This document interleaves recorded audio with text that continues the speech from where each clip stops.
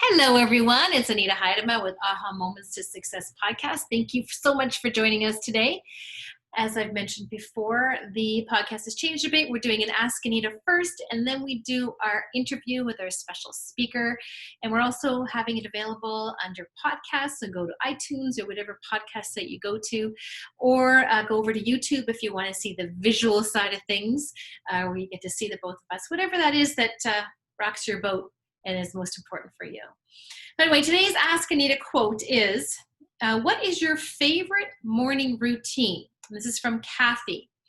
And favorite morning routine, I do have a few of them that I like to do, but I think the most impactful morning routine would be to, it's actually two parts to it. I'm going to merge it into one. So first it is to write down, so get up and set up your day. So the first thing to do is to write down those things that you want in your life or that are important to you. It could be a person, a place, a thing. It could be a feeling. It could be something that's for yourself, whatever that is. And usually I like to pick at least 3, if not 5 things and write them down so that it goes into your mind, goes into your heart, what that intention for your day is and what you want in your life. And then the second part of this is you want to be able to sort of fuse it. You know, one thing is to write it down and it kind of fuses it, but when you walk, I like to preferably into nature, walk into nature or take a walk and really think about those things and envision that you are in that place and time with that person, having that thing, whatever that is that's most important, and feel it, really feel it as you walk to create those things that you're wanting. And to me, it just sets that intention for your day. You visualize it so you know that it is possible, because a lot of times, you know, we used to think the world was flat. So if you only visioned it as flat and never saw it as a globe, you would not know that that was even a possibility. So you have to be able to infuse yourself and your thoughts and your mind into that it is a possibility and it will happen one day, and be able to put that in your body and feel it like it already has happened. And to me, that is the number one most important daily routine and habit. Of course, there's other things that I do. In there I do the exercise, I do meditation. There's other things that I talk about, and it's geared towards you as well. This is one is more general, but there's certain things that are geared specifically to what you're wanting in your life too. And usually my one-on-one coaching brings you to that. But that's the answer, Kathy, and I hope that helped you out as one of the main tips. So today we have an interview with a very special lady, Manina Murphy. And Manina is a specialist in design, plus many other things. And from this, she has figured out really what her root success is, to create something new from that design that helps you in your office. You know what? I don't even want to get into too much of it. About space designs, I'm going to have Manina Murphy come on and I'm going to talk to her with you about it so that we can get more details on all the exciting things that she does. I'm wanting to give it away almost, Manina. And I'm like, no. We can't do that. Manina's going to tell us all the great things that she does because it's really, really important. Hi, babe. How you doing? I'm great. Thanks for having me. Oh, I'm so glad you're joining us today. That's so great. So, your design space, I mean, you've been a designer for quite a while, but it came to a certain point when you realized that there's more to design than just fluffy pillows, right? There's more to it that works with mental health, with the way you feel, how your body is, and there's so many different aspects to it. So what do you find is the most important thing that really resonates with you and what you're doing now? Maybe you can explain a bit more about what you do. Okay, so what I do is called evidence-based design. Nobody's heard of it.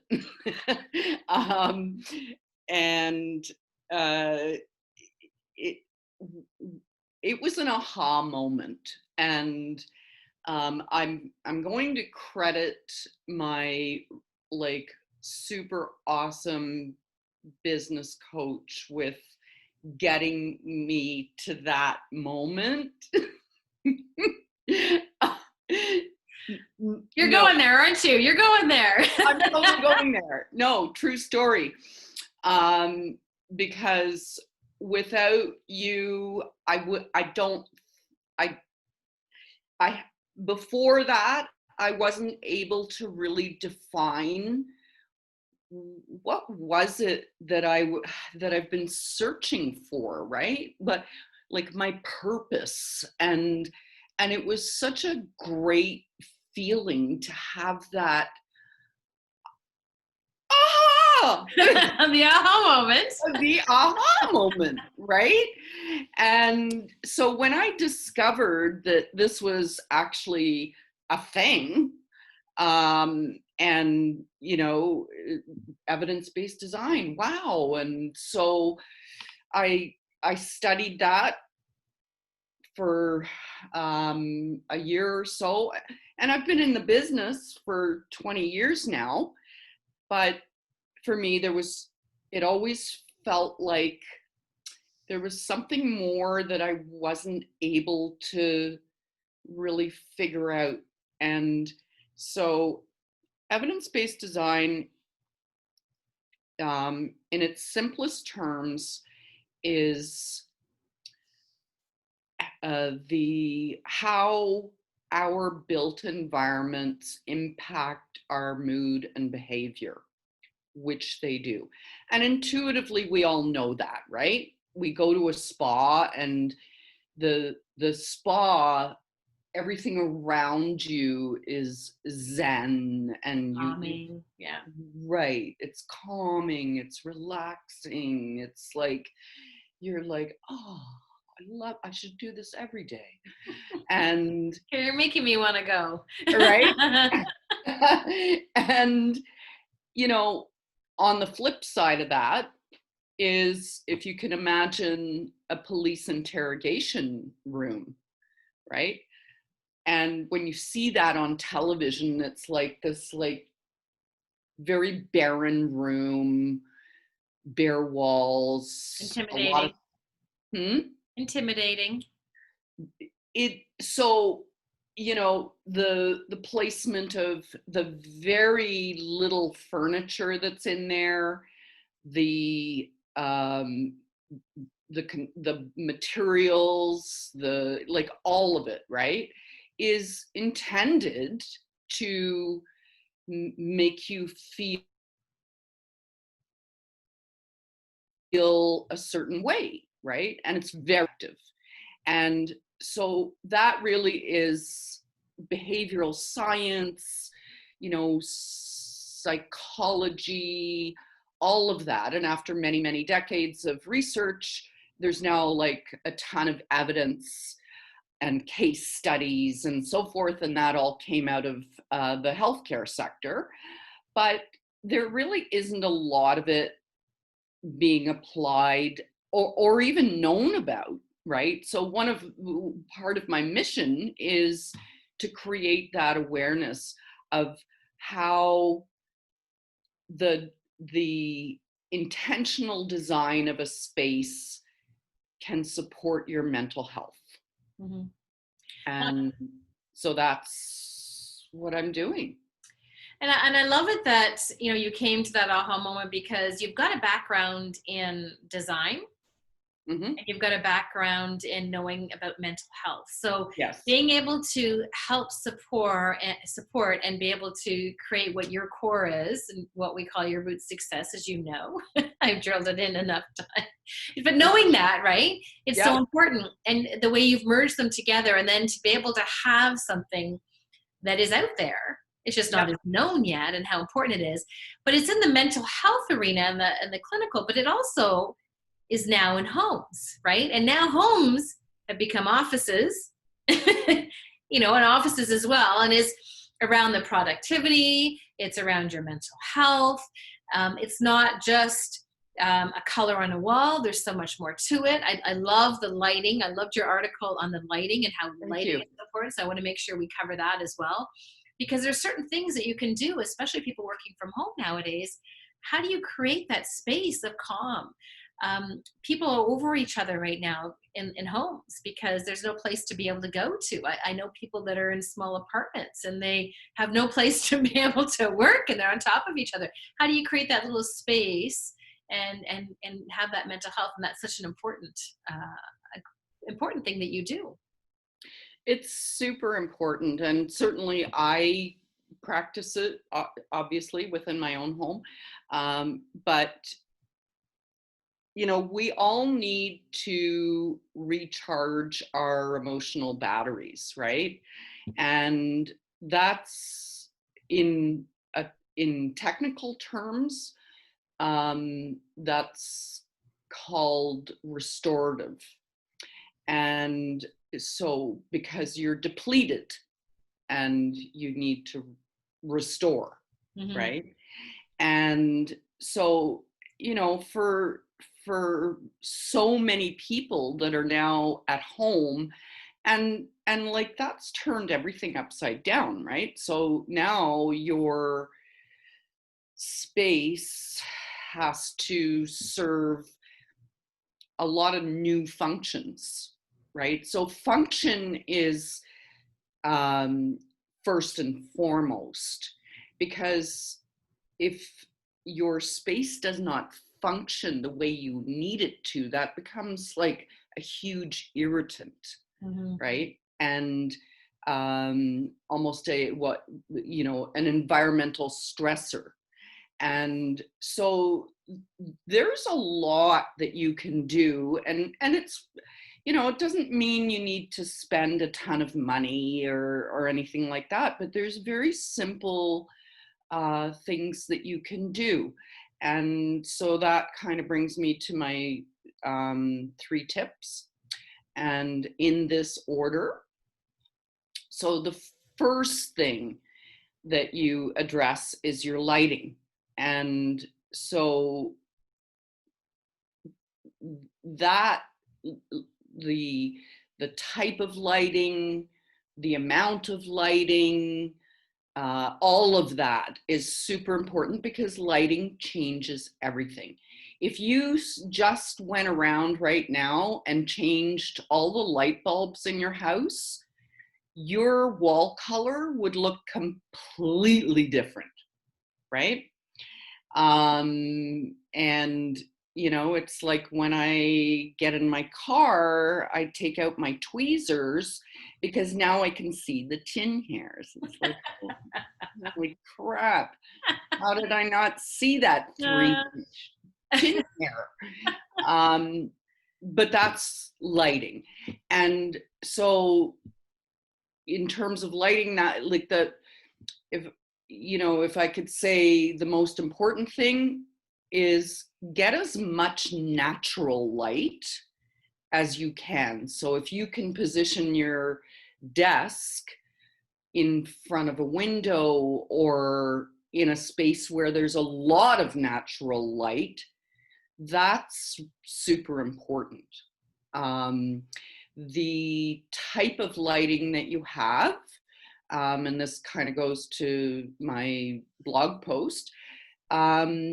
So if you have fluorescent lighting, which includes the little curly light bulbs that nobody realizes that's fluorescent lighting. Well, we were told to get them years ago, right? Like Absolutely. energy efficient, and yeah. Totally. Yeah, they phased out the incandescents and told us to run out and get these um they're CFLs, compact fluorescent lighting. When we think of fluorescence, we think about the ceiling panels with the tubes, long tubes, fluorescent tubes. Yeah. Both are the same, and it is so bad for you, like from a physical and mental health perspective. It's just all around bad. There's nothing good about it. And although those are said to be being phased out, you can still buy them. They're still being manufactured. I think it's a pretty slow phase. Uh, but I basically tell anybody I can, or anybody who's willing to listen, or even not willing to listen. I will not be silenced. Get rid of those things. So there's some very real negative impacts. So it affects your melatonin, so suppresses melatonin, right? It increases cortisol, so stress response.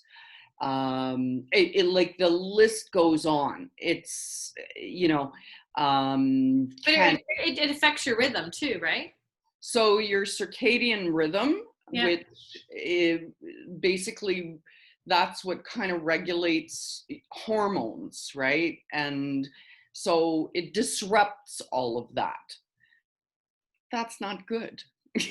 Is that one of the reasons they've pulled them off the shelf now and it's going back to incandescent? They're not really going back to incandescents. It's what it is now is LEDs. Oh, LEDs, right? Okay. Yeah. But they've made some of the bulbs super pretty, like they're called Edison bulbs. So it's like they call them vintage, right? They're much more expensive, but they're really pretty, but they're LEDs. And can you get those old tubes as LEDs? The ones you're talking about, like the old yes. Yeah. Okay. So, but you have to, like, that's a whole retrofit, right? You can't just like take the fluorescent out and put the LED in. You actually have to retrofit the ballast. And so it can be pricey to do that, right? Yeah.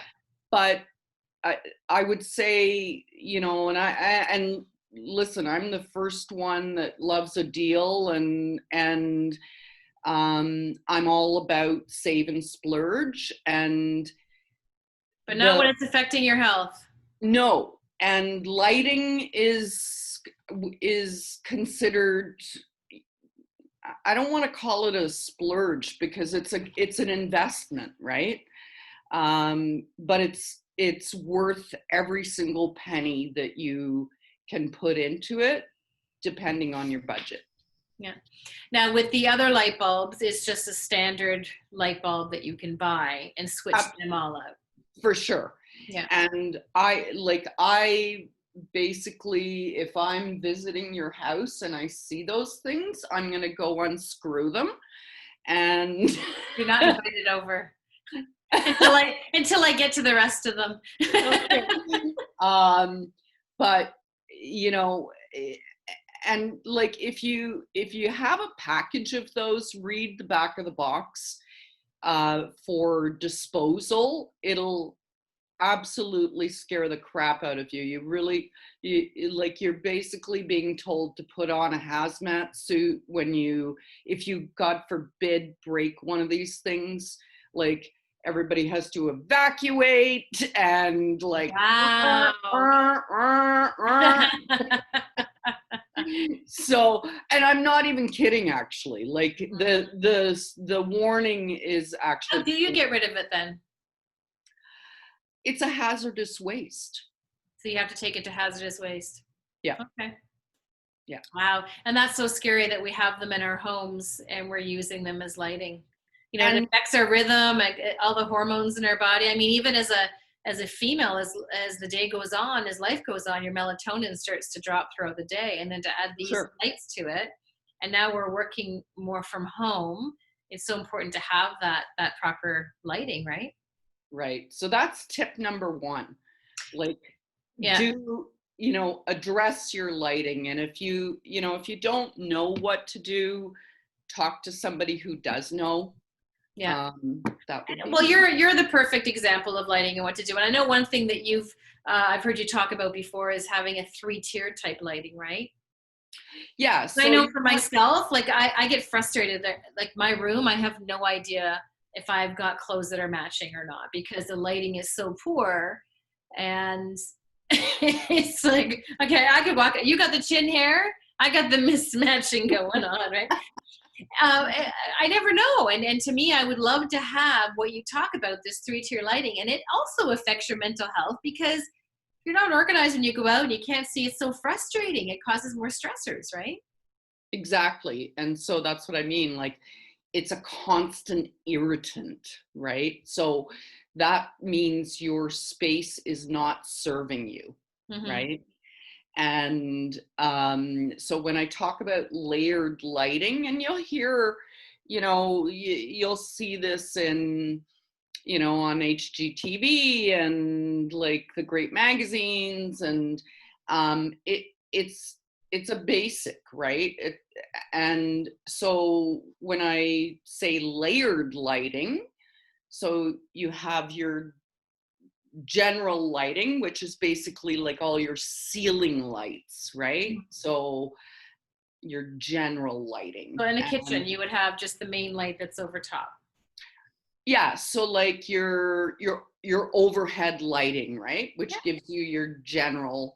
And then you have what's called task lighting. So if it's in your kitchen, for example, The under you the can have, counter, hmm?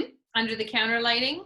Yeah, so Okay. that's a great example, right? So your under the counter lighting, which is lighting up your surface area for where you're doing your tasks, Mm-hmm. similar to your desk, where you might be reading or you might be performing whatever task it is. Um, Super important. And like, it's amazing. It's kind of like when, your eyesight used to be awesome, and then somewhere along the way, your eyesight, like, you're straining and you're squinting and you're not, like, you're making that face that doesn't look pretty, and you eventually like go and get your eyes checked, and they're like, That's yeah, why I'm going to put on my Blu-ray glasses now. There we go. right. And they go, yeah, you need glasses, you're like practically blind.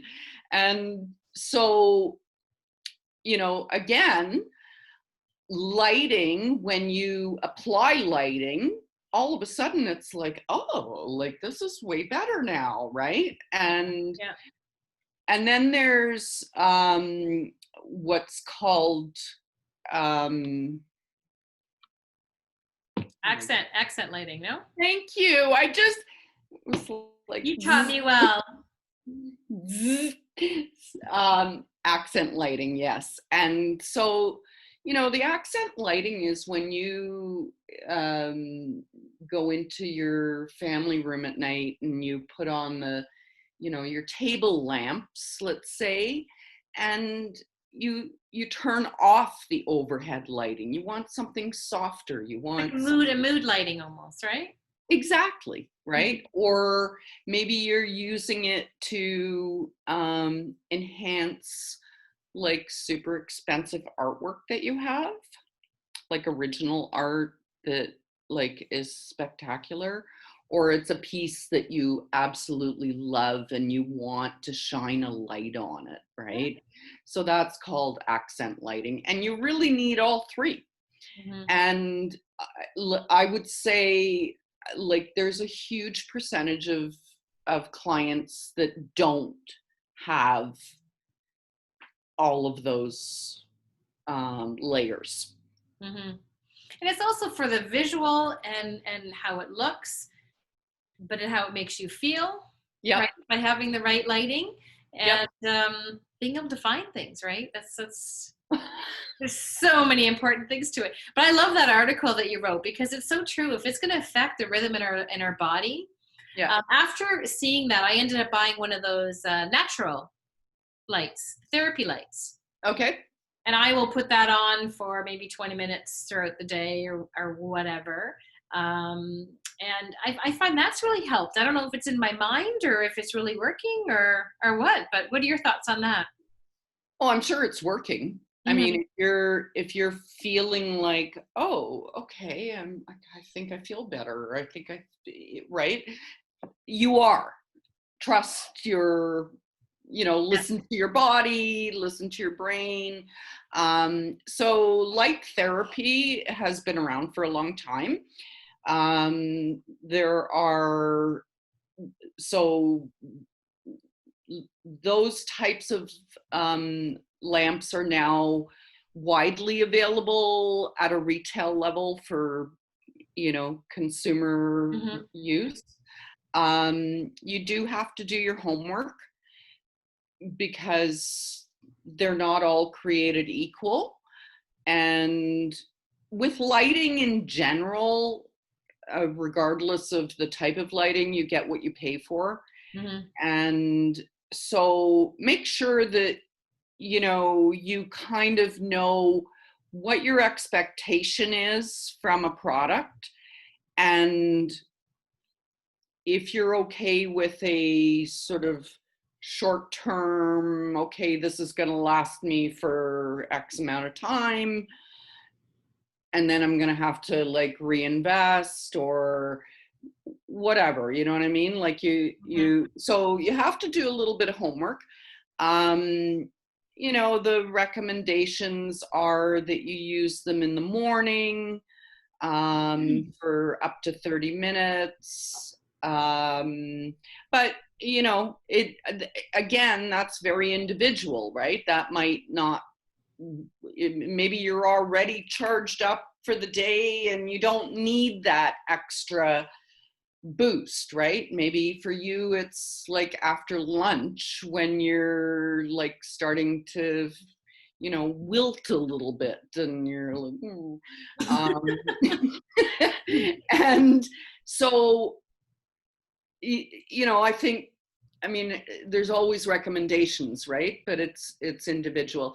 The other thing is, there are some people that really need to consult either a physician or, really do some homework before you use it because, so for example, when it comes to mental health, somebody with bipolar is potentially can trigger mania, right? So That's what happened to me.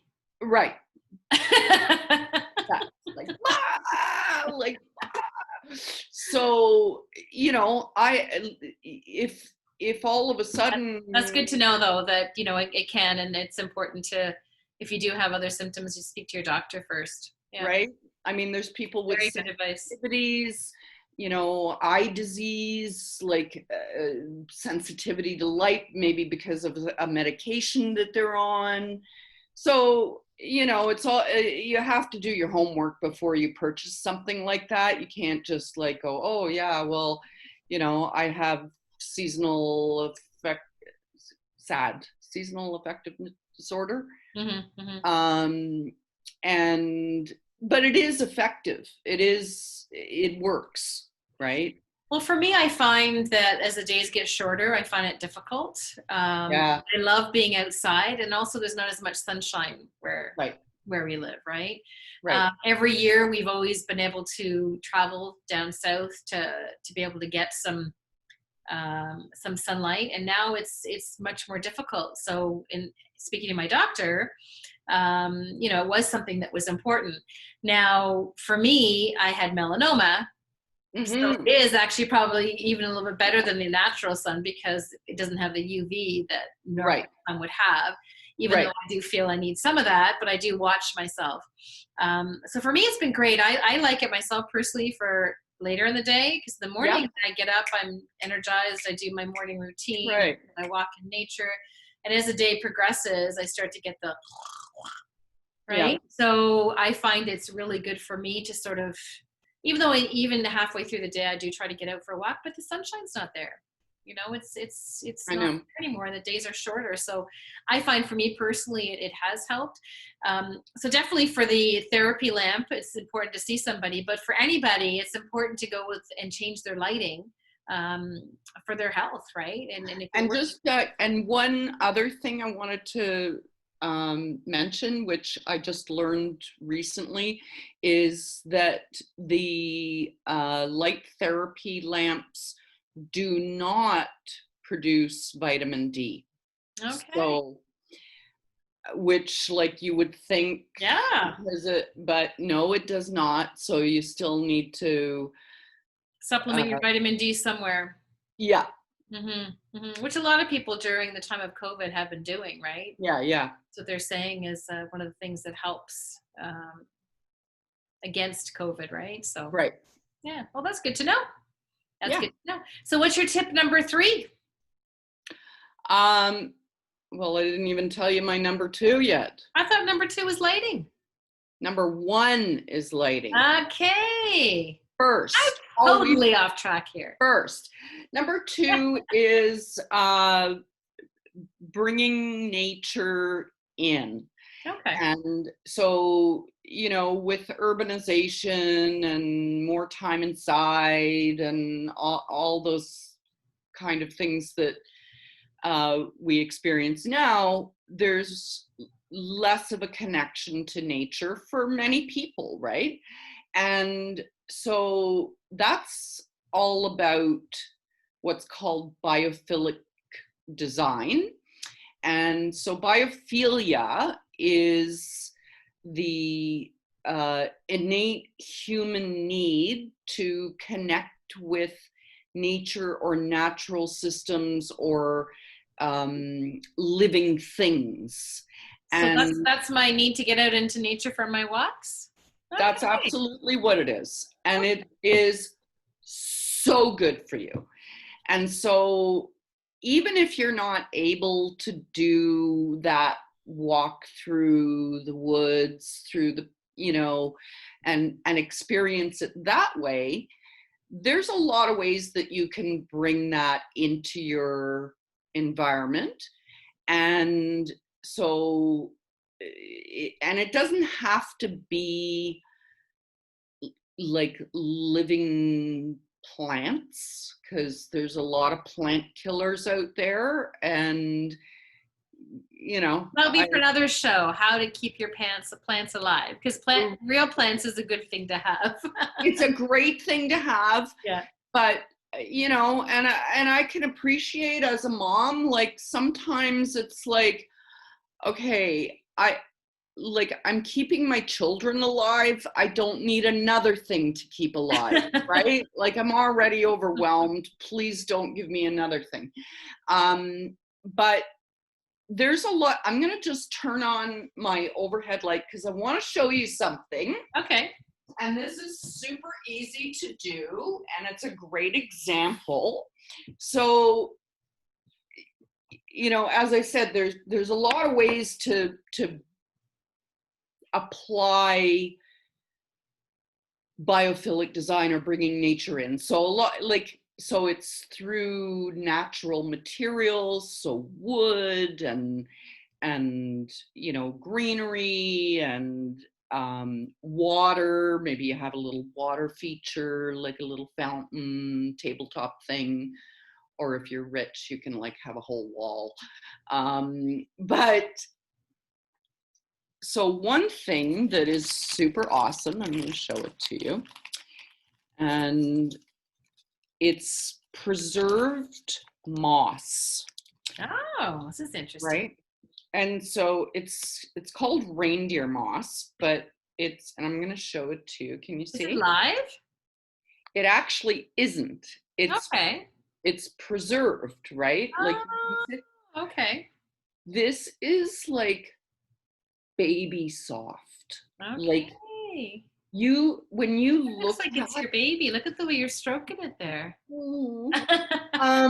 But so florists use that in arrangements and so on, and I've done a lot of that kind of thing. And where do people purchase that? Would they go to just a garden so center? You could go to either a florist shop or to like Michael's, or a lot of times they're like sold in little bags, right? Okay. Or like at a nursery. Mm-hmm. And I dare you not to touch it if it's sitting on your desk and like you don't have to be a floral designer.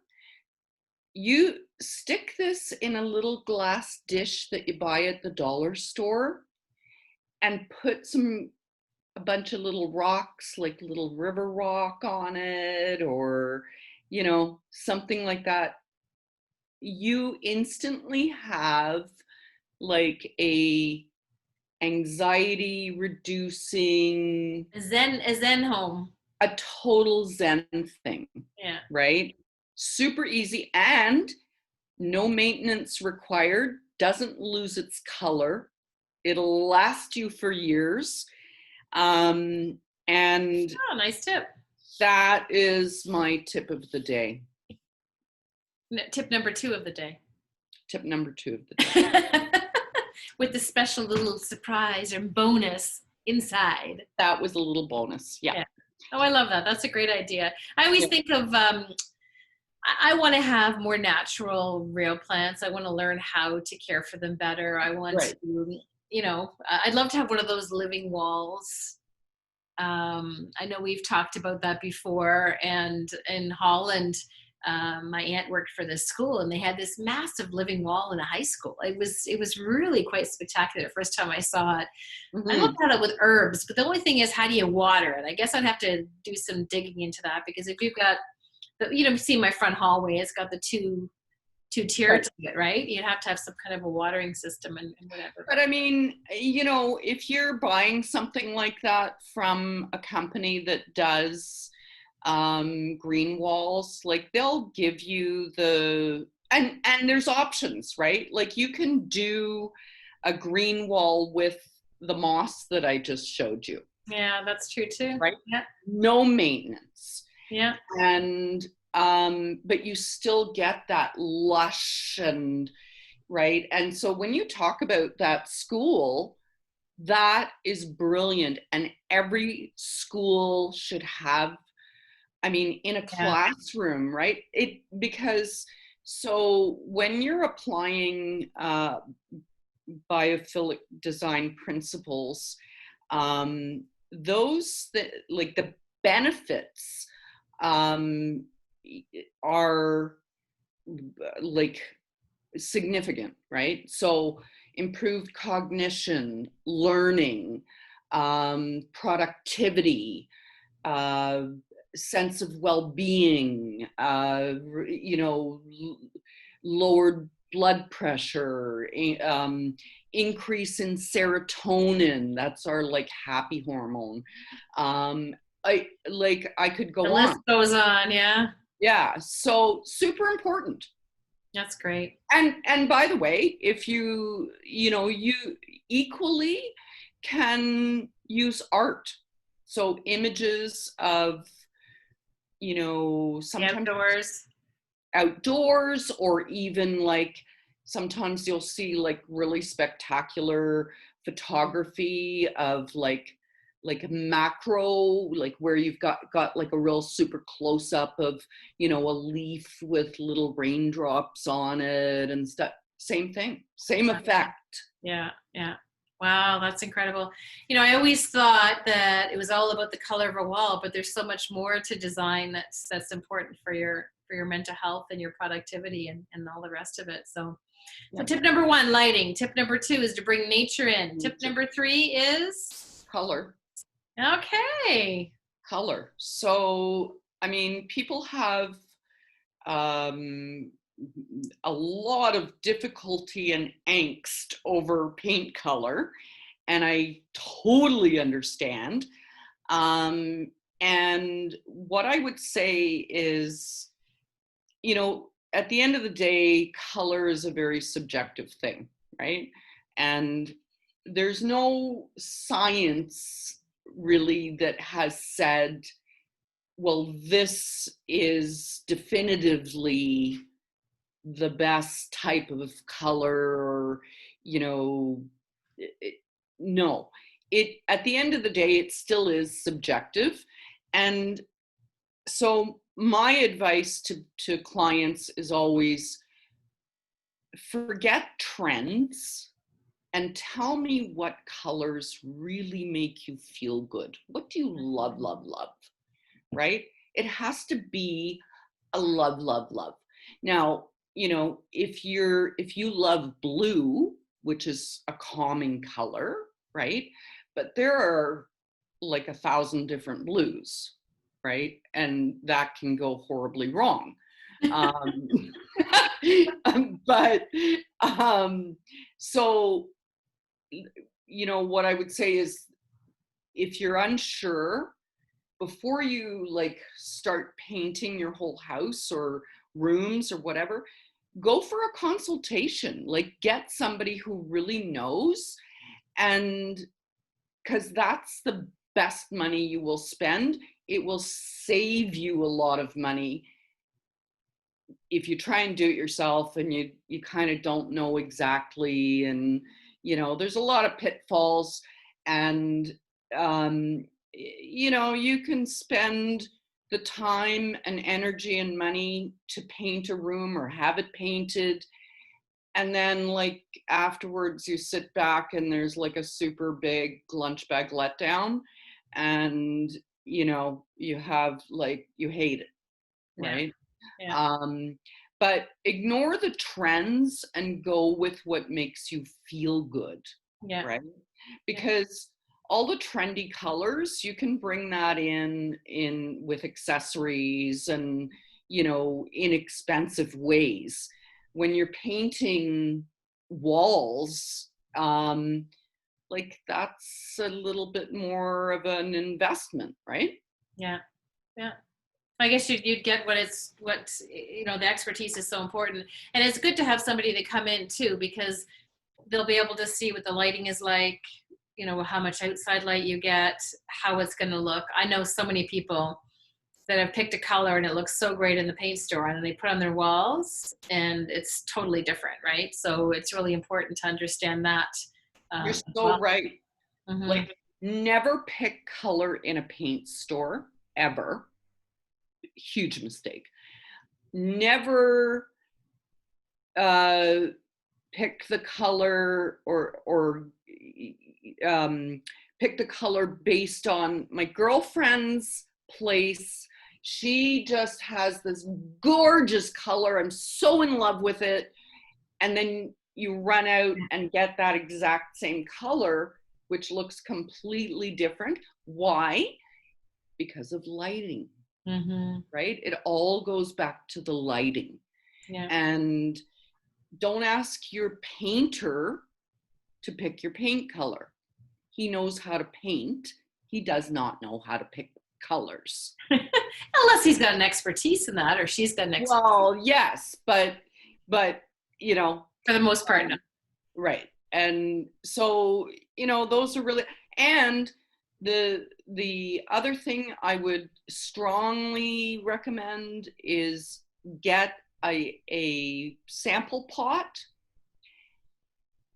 A lot of people like hate doing this step because it's like, it's a pain in the butt, but if you get a little sample pot and you paint a big square, 2 coats, and leave it there and take a look at it, morning, noon, and night, etc., lights on, lights off, you'll know whether you love it or hate it, right?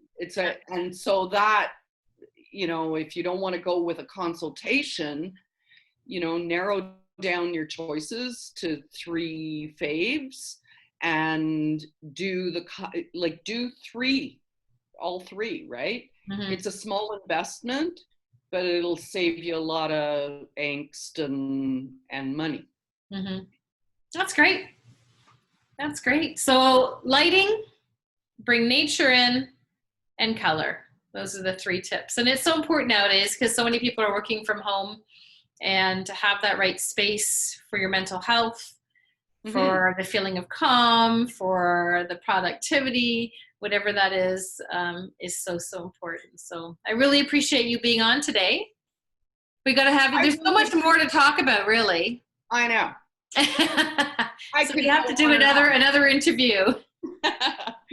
Thank you for having me. I love being here today. Oh, I'm glad. Thanks so much for being on and for your great advice.